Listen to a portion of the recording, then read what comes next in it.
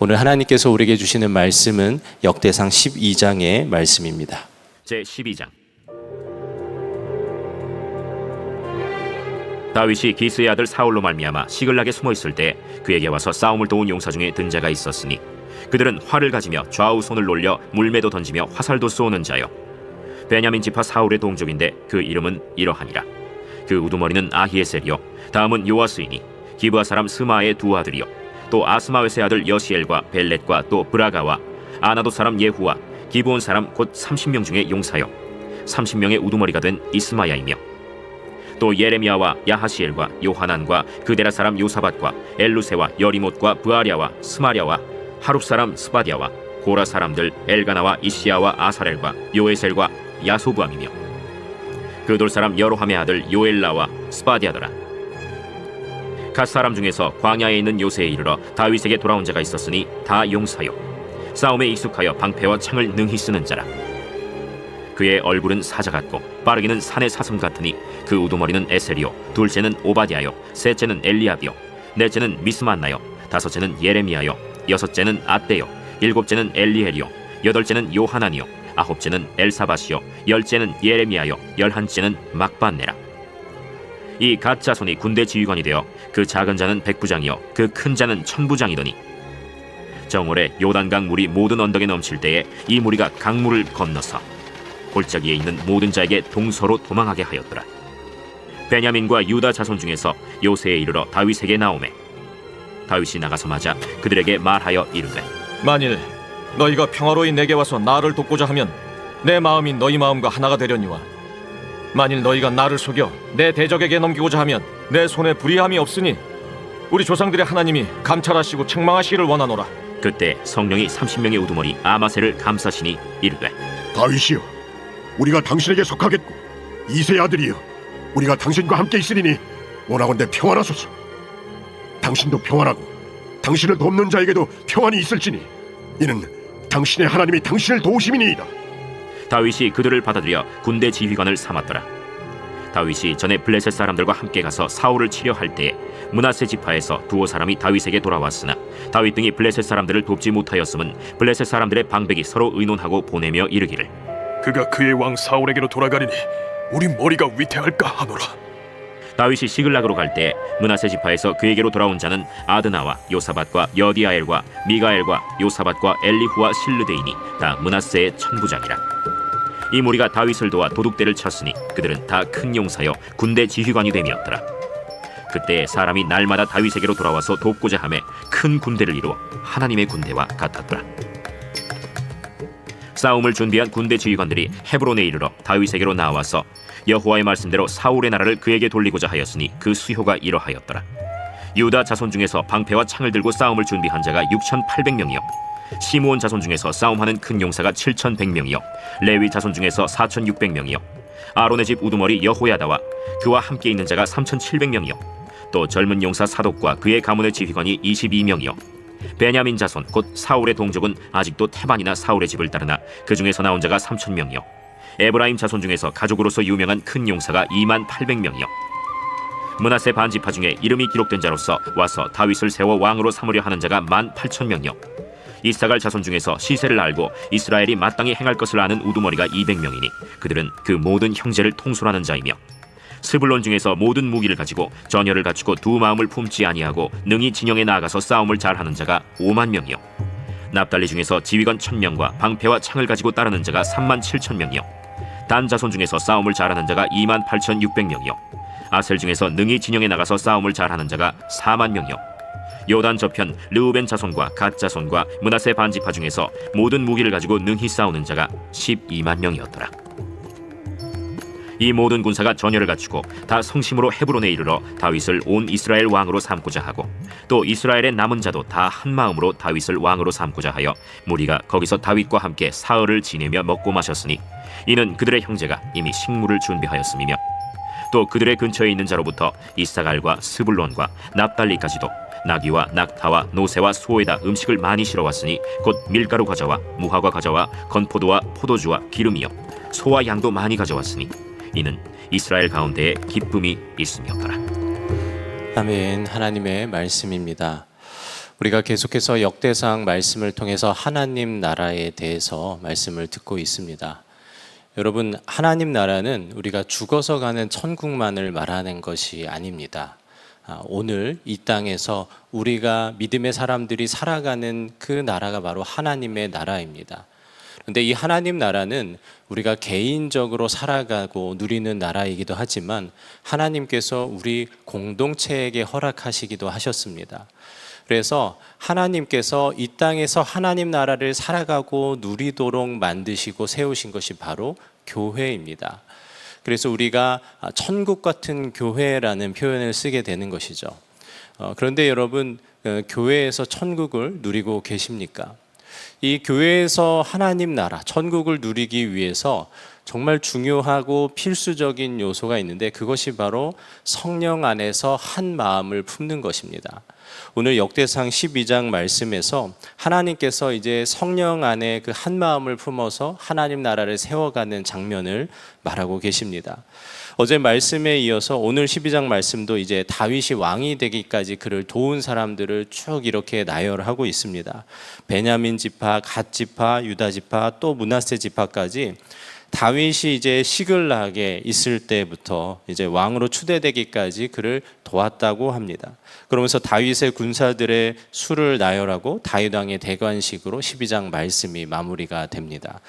오늘 말씀에서 참 놀라웠던 것은 다윗을 도왔던 지파들 중에 가장 처음으로 베냐민 지파를 말한다는 거예요. 2절에 보면은 베냐민 지파 사울의 동족인데라고 나와 있습니다. 사울 왕을 배출했던 이 베냐민 지파에서 다윗을 도왔다? 이거는 참 신기한 일입니다. 그것도 다윗이 블레셋 왕 이 아기스에게로 이제 피신해가지고 시글락에 숨어 있을 때 말이죠. 그때 다윗이 무슨 힘이 있었습니까? 다윗이 아무 힘도 없었어요. 왕도 아니었고 심지어 헤브론의 왕도 아니었어요. 그때에 베냐민 지파에서 다윗을 도왔다는 게 너무나 신기한 일입니다. 그 뒤에 16절에서 18절에도 베냐민과 유다 자손 중에 다윗을 도왔던 사람들에 대해서 나오고 있습니다. 다윗은 어쩌면 사울 왕과 가까울지도 모르잖아요. 그 사람들이. 그런 상황에서 어떻게 보면 경계할 수밖에 없는 상황에서도 하나님께 그 뜻을 맡기고 그들을 받아들입니다. 그때 그들의 우두머리 아마새가 말합니다. 18절입니다. 그때 성령이 30명의 우두머리 아마새를 감싸시니 이르되 다윗이여 우리가 당신에게 속하겠고 이새의 아들이여 우리가 당신과 함께 있으리니 원하건대 평안하소서. 당신도 평안하고 당신을 돕는 자에게도 평안이 있을지니 이는 당신의 하나님이 당신을 도우심이니이다 한지라. 다윗이 그들을 받아들여 군대 지휘관을 삼았더라. 이 일이 일반적인 일이 아니라는 게 말씀 가운데 분명하게 나타나 있어요. 성령이 그 우두머리 아마새를 감쌌다고 말하고 있어요. 성령께서 일하셨습니다. 그래서 이 성령의 일하심이 전반적으로 12장 말씀에 나타나 있어요. 22절에 보면 그때 사람이 날마다 다윗에게로 돌아와서 돕고자 하며 큰 군대를 이루어 하나님의 군대와 같았더라. 또 38절에 이 모든 군사가 전열을 갖추고 다 성심으로 헤브론에 이르러 다윗을 온 이스라엘 왕으로 삼고자 하고 또 이스라엘의 남은 자도 다 한 마음으로 다윗을 왕으로 삼고자 하여 이렇게 나와 있어요. 모든 이들이 한 마음으로 다윗을 왕으로 삼고자 했습니다. 그렇습니다. 하나님께서 하나님 나라를 세워가기 위해서 성령께서 일하시도록 하는데 이 성령의 일하심이 나타나는 게 바로 한 마음을 품게 하는 거다라는 거예요. 그래서 33절에도 보면은 다윗의 편에 섰던 이 스불론 지파에 대해서 이야기하면서 두 마음을 품지 아니했다라는 구절이 나오고 있습니다.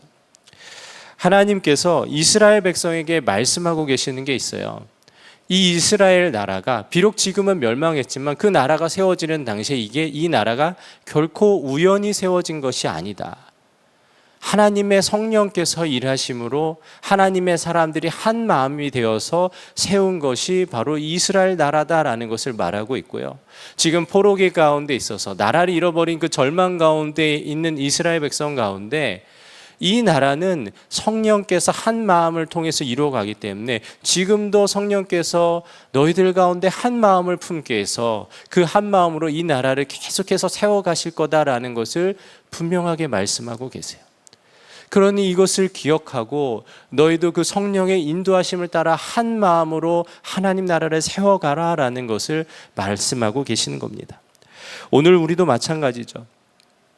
분명 우리는 교회가 이 세상의 유일한 희망이다. 교회가 이 세상의 소망이고 희망입니다라고 말했던 때가 엊그제 같은데 지금 그것을 말하기가 참 어려워진 때입니다. 어디 나가서 친한 사람들한테, 내가 친한데 예수님을 믿지 않는 사람들이 주변에 있죠. 그런 사람들에게 나 예수님 믿어라고 이렇게 떳떳하게 말하기가 민망해진 때가 왔어요. 이 어느샌가 세상에서 교회를 말하고 예수님을 말하고 믿음을 말하면은 그 상대방의 표정이 뭔가 일그러지는 그런 참 안타까운 시대를 우리가 살아가고 있습니다. 이 시대를 변화시킬 무언가가 필요해요. 바로 성령의 역사입니다. 근데 여러분, 성령의 역사하면 딱 떠오르는 게 뭐가 있으세요? 어떤 은사와 능력이 생각나시죠? 그런데 성경은 더 놀라운 것을 말합니다. 그것이 바로 한 마음을 품는 것입니다. 우리가 그토록 꿈꾸는 초대교회의 역사가 그랬어요. 사도행전 2장 46절 말씀에 이렇게 나와 있어요. 날마다 마음을 같이하여 성전에 모이기를 힘쓰고, 이 세번역 성경에는 이것을 한 마음으로라고 이렇게 번역을 했어요. 초대교회의 성령의 역사를 통해서 은사도 기적도 나타났지만 가장 놀라운 일은요, 그들이 한 마음, 같은 마음을 품은 거예요. 이게 진짜 얼마나 기적적인 일인지 아십니까? 여러분도 잘 아시지만 우리의 마음이 하나 되는 게 쉬운가요? 어려운가요? 당연히 어려운 일이에요. 이곳에 100여 명의 사람들이 이렇게 앉아 있다면은 이곳에 있는 사람 중에 마음이 똑같은 사람이 단 한 사람도 없을 겁니다. 100명이 있다면 100가지의 마음을 품는 게 사람입니다. 그런데 우리가 한 마음을 품는다는 게 이게 얼마나 놀라운 일입니까? 그렇잖아요. 우리 집에 있는 우리 가정의 내 남편, 내 아내도 나와 같은 마음을 품는다는 게 너무나 어려운 일입니다. 그래서 꼭 내 마음과 같지 않아서 그렇게 사랑한다고 하면서도 그렇게 참 지지고 볶고 하는 것이죠. 특별히 성령께서 공동체 한 마음을 품게 하실 때 하나의 목적을 향하게 하십니다. 오늘 말씀에 수많은 이들이 한 마음으로 품었던 것이 뭐였냐면 다윗을 왕으로 추대하는 거였어요. 이처럼 우리 안에도 성령께서 한 마음을 품게 하실 때 특정한 누군가를 바라보게 하십니다. 인도 선교사였던 스탠리 존스는 우리들이 하나 되려면 그 무엇이 아니라 그 누구를 목표로 해야 한다라고 이렇게 이야기했어요.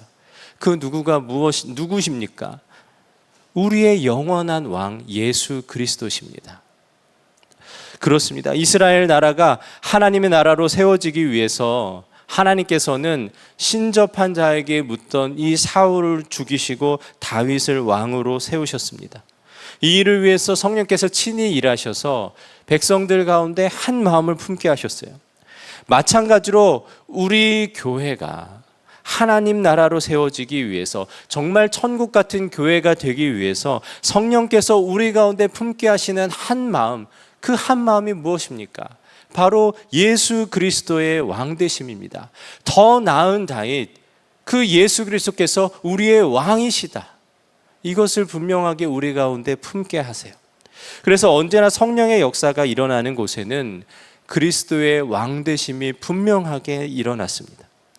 20세기 초에 영국 교회가 영적으로 상당히 메말라 있을 때 이 웨일즈의 이 대부흥 운동이 일어났습니다.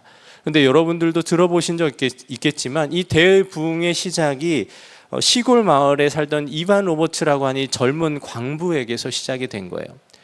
이 이반 로버츠가 어떤 집회에 참석을 했는데 그때 집회의 말씀의 주제가 나를 굴복하게 하소서였어요. 영어로는 bend us, 완전히 구부려 달라고, 나를 구부려 주십시오, 하나님 앞에 나를 굴복하게 해주십시오라는 그 말씀을 들었는데, 그 말씀을 듣고 이반 로버츠가 정말 간절한 마음으로 하나님 앞에 이렇게 기도하게 됐어요. 하나님, 제가 하나님께 굴복하겠습니다. 하나님께 굴복하겠습니다.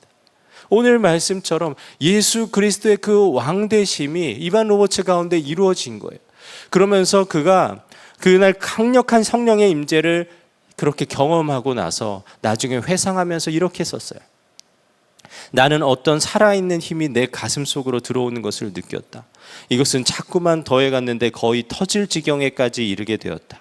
눈물과 땀이 하염없이 흘러내렸고 가슴이 끓고 있었는데 피가 솟구쳐 나오는 듯했다. 내가 굴복된 후 평강의 물결이 물밀듯 밀려왔으며 심판날에 멸망당할 영혼들에 대한 연민이 휩싸여 눈물을 흘렸다. 이 이반 로버츠의 기도를 시작으로 이 작은 그 교회에서 이반 로버츠의 그 설교를 통해서 일어난 그 영적 대각성이 그 외일지 전역을 덮었습니다. 그러면서 그곳 가운데 엄청난 대부흥이 일어났어요. 우리나라에서도 비슷한 시기에 동일한 일이 일어났습니다. 여러분 잘 아시죠? 1903년에 하디 선교사가 그 사람들 앞에서, 성도들 앞에서 공개 자회를 했어요. 공개 회개를 했어요. 그런데 이 일이 있기 얼마 전에 하디 선교사가 선교 보고를 이제 올리는데 거기에 이렇게 썼습니다. 성령께서는 내가 선교사로 대부분 시간을 함께했던 사람들에게 지금까지 나의 실패와 그 원인을 밝히라고 하셨습니다. 참으로 고통스럽고 창피한 경험이었습니다. 나는 지난 수년간 한국 교인들이 죄를 깨닫고 회개한 믿음의 확증을 열매로 보여주기를 간절히 원했습니다. 그러나 정작 나의 행위에 대해서는 지속적인 회심을 해본 적이 없었습니다. 이렇게 보고를 올리고 곧이어 맞이한 이 주일 예배 때 성도들 앞에서 정말 곤혹스러운 얼굴로 자신의 죄를 고백했습니다. 내가 당신들을 믿지 못했습니다. 한국 선교가 실패한 것이 내 탓입니다. 이렇게 고백을 했어요. 정말 선교사로서 쉽게 할 수 없는 고백이죠. 그 고백을 하고 심지어는 선교비를 자기가 유용한 일까지 고백을 했어요. 그리고 상처 입은 교인들에게 용서를 구했습니다. 선교사를 진짜 완벽한 인물로 보던 그 한국, 그 당시 조선 그 성도들에게는 너무나 큰 충격이었어요. 그 충격 가운데 성령의 능력에 사로잡힌 사람들이 일어나기 시작했습니다. 그래서 곳곳 가운데 회개 집회, 대각성 집회 이런 이름을 붙이지도 않았어요. 그런데 예배를 드리는 곳곳마다 사람들이 나가서 내가 죄를 지었습니다. 이렇게 고백하기 시작했어요. 오죽하면은 일본 경찰들이 와서 그 죄에 대해서 물으려고 이렇게 뒤에서 지키고 있었는데도 수많은 사람들이 앞다투어 나와서 자기가 지은 죄에 대해서 차마 입에 담을 수 없는 그런 죄들까지도 고백하기 시작했어요. 어떻게 이런 일이 일어났습니까? 그것도 참 다른 나라, 통신도 제대로 이루어지지 않았던 그때 20세기 초반에 그 비슷한 시기에 어떻게 이런 영적 대각성이 일어났습니까? 성령께서 한 마음을 품게 하셨어요. 예수 그리스도께서 우리의 왕이시다. 예수 그리스도께서 우리의 왕이시다. 이 한 마음을 품게 하셔서 이반 로버츠에게, 하디 선교사에게 그 놀라운 회개의 영을 부으시고 그가 하나님 앞에 굴복함으로 그 왕되심, 그 주되심에 굴복함으로써 그들이 하나님 앞에 섰을 때 엄청난 대부흥이 일어났습니다. 그리스도의 왕된 삶을 통해서 주님이 이루시는 그 놀라운 일들이 이런 것인데요.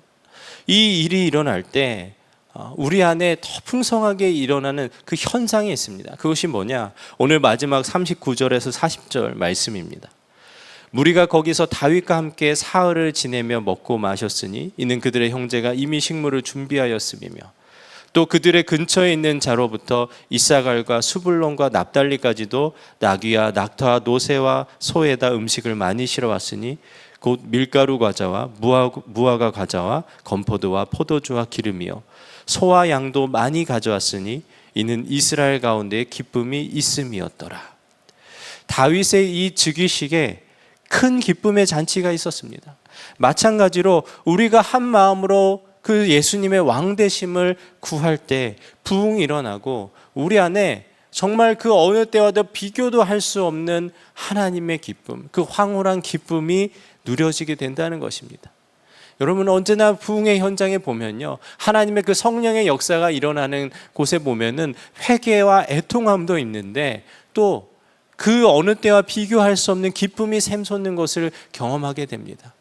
제가 어렸을 때 아직도 기억나는 게 있어요. 제가 처음 예수님을 인격적으로 영접했을 때 갑자기 제 안에 달라지는 것이 무엇이었냐면 세상 모든 것이 아름다워 보이는 거예요.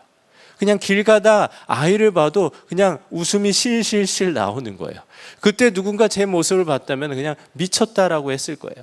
그런데 제 안에서 지금도 생생하게 느껴지는데, 제가 어떤 아파트 한편을 지나가는데 그냥 아이들이 노는 모습을 보는데, 그때가 제가 어른도 아니었어요. 엄청난 어른도 아니고 고등학교 1학년 학생이 자기랑 별로 차이 나지 않는 그 어린아이들 보면서 실실실 웃는 거예요.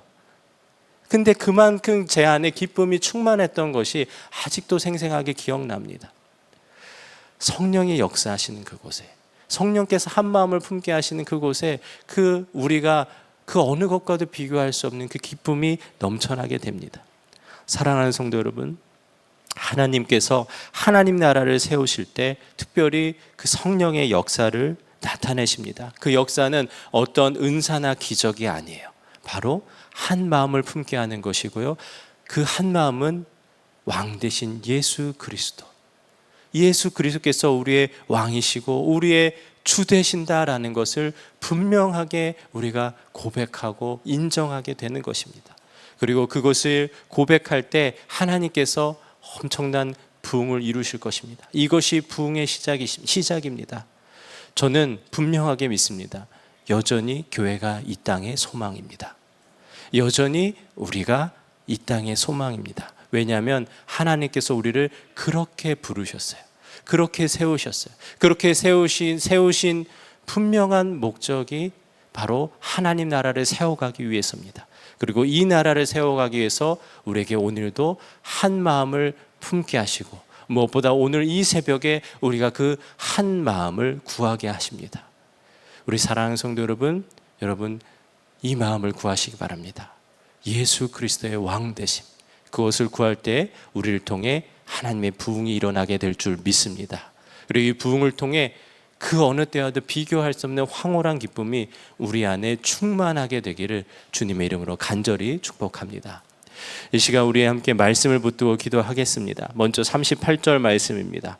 이 모든 군사가 전열을 갖추고 다 성심으로 헤브론에 이르러 다윗을 온 이스라엘 왕으로 삼고자 하고, 또 이스라엘의 남은 자도 다 한 마음으로 다윗을 왕으로 삼고자 하여. 성도 여러분, 성령께서 하시는 가장 놀라운 일, 우리가 한 마음을 품게 하는 일입니다. 그 한 마음은 계속해서 말씀드렸지만 오직 그 예수 그리스도 한 분만을 왕으로 섬기는, 왕으로 삼는 그 구하는 그 마음입니다. 이 시간 우리가 그 마음을 구합시다. 우리 삶을 주님 전적으로 다스려 주십시오. 나를 굴복하여 주십시오. 나를 하나님의 그 어미하신 그 말씀과 그 놀라운 은혜 앞에 굴복시켜 주십시오. 주님, 나의 죄된 자아가 주님 앞에 굴복하게 하여 주시고, 주님, 내가 주의 왕 되심을 누리며 살게 하소서. 이 시간 우리 간절한 마음으로 기도 제목 함께 구하며 나가겠습니다. 성령이여, 우리에게 예수 그리스도의 왕 되심을 구하는 그 한 마음을 부어 주소서. 주님의 이름 한번 크게 외치고 기도하겠습니다. 주여! 주님, 이 시간 우리가 기도하며 나아갑니다. 주님, 성령이여, 우리 가운데 주님 한 마음을 품게 하소서. 한 마음을 품게 하소서. 우리가 다른 어떠한 것도 구하지 않습니다. 우리 가운데 한 마음을 품고 나아가오니 주님, 예수 그리스도께서 온전히 우리의 왕 되시옵소서. 우리의 주 되시옵소서. 왕의 왕 주의 주 예수 그리스도께서 우리를 사로잡아 주십시오. 우리를 굴복시켜 주십시오. 그 마음이 우리 가운데 이 시간 품어지게 하소서. 그 마음이 우리 가운데 실제가 되게 하소서. 주님, 오늘 예배하는 모든 성도들, 주님, 이 말씀을 구하며 나가는 우리 모든 심령들 가운데 이 마음이 품어지게 하소서. 이 마음이 간절하게 우리가 구하는 단 한 가지가 되게 하소서. 주님, 이 시간 우리를 굴복시켜 주십시오. 주님, 우리를 구부려 주십시오. 우리가 주님 앞에 납작 엎드리게 하시옵소서. 주님, 주의 왕 되심을 말로만 구하는 것이 아니라, 말로만 주님이라 말하는 것이 아니라 온전히 주의 주 되심, 왕의 왕 되심이 우리 삶의 실제가 되게 해 주십시오. 하나님 나라가 우리 삶에 그렇게 누려지게 하시고, 하나님 나라가 우리 삶 가운데 온전히 이루어지게 해 주시옵소서. 먼저는 우리 개인의 삶이 이루어지게 하시고, 주님, 우리 믿음의 공동체 가운데 온전히 이루어지게 하소서. 주님, 그 은혜가 오늘 새벽 가운데 부어지기를 소망합니다. 우리가 구하며 나갈 때, 우리가 기도하며 나갈 때 그 은혜가 온전히 우리 가운데 이루어지게 하소서. 주님, 우리 간절한 기도 가운데 응답하여 주시옵소서. 우리의 간구 가운데 친히 일하여 주시옵소서. 마지막으로 우리가 기도할 때 한국교회를 위해서 다음 말씀 붙들고 기도하겠습니다. 39절과 40절입니다. 무리가 거기서 다윗과 함께 사흘을 지내며 먹고 마셨으니 이는 이스라엘 가운데 기쁨이 있음이었더라. 예수 그리스도의 그 왕대심이 이루어지는 것이 부흥의 시작입니다. 그 부흥의 현장에 우리가 이전과는 비교할 수 없는 그 황홀한 기쁨이 있습니다. 오늘 우리에게 그 부어주신 그 한 마음을 통해서 놀라운 주의 부흥이 우리 선한 목자교회 가운데 이루어지길 소망합니다. 또한 한국 교회 가운데 분명하게 이루어지길 소망합니다. 여전히 교회가 이 땅의 소망입니다. 하나님께서 우리에게 그렇게 말씀하셨고 우리를 그렇게 세우셨습니다. 주님, 우리가 기도 제목을 붙들고 기도할 텐데 간절함으로 기도하고 각자의 기도의 자리로 나아가시겠습니다. 기도 제목 붙듭니다. 주님, 한국교회에 부흥을 주소서. 부흥의 황홀한 기쁨을 누리는 날이 속히 오게 하소서. 이 시간 주님의 이름을 간절히 외치고 기도하겠습니다. 주여, 주님, 이 시간 우리가 기도하며 나아갑니다. 주님, 우리가 주의 부흥을 구합니다. 주님, 우리에게 품게 하신 그 한마음 예수 그리스도의 왕되심을 통하여 주님, 우리 선한 목자교회 가운데 주의 부흥을 이루어 주소서. 주의 부흥이 나타나게 하소서. 주의 주되심, 왕의 왕되심이 온전히 우리 가운데서 우리를 사로잡아서 주님, 우리 가운데 주의 부흥의 불길이 이루어지게 하소서. 주님, 한국교회 가운데 그 일들이 일어나게 하소서. 주님, 여전히 교회가 이 땅의 소망입니다. 주님, 교회가 지탄받고 교회를 핍박하고 교회가 박해받는 이 시대에 주님, 우리의 그 죄된 허물 가운데 주님, 그 교회가 교회의 권위가 땅에 떨어진 이 시대에도 여전히 교회가 이 땅의 소망입니다. 하나님께서 교회를 그렇게 세우셨기 때문입니다. 주님, 만물의 교회라고 주님이 말씀하셨고 주님, 이 땅에 주님의 회복을 가져오고 이 땅에 하나님 나라를 세워가는 것이 교회라고 주님께서 분명히 말씀하셨는데 이것이 우리 가운데 속히 이루어지게 하소서. 주의 부흥을 우리가 갈망합니다. 주의 부흥을 이루어 주시옵소서.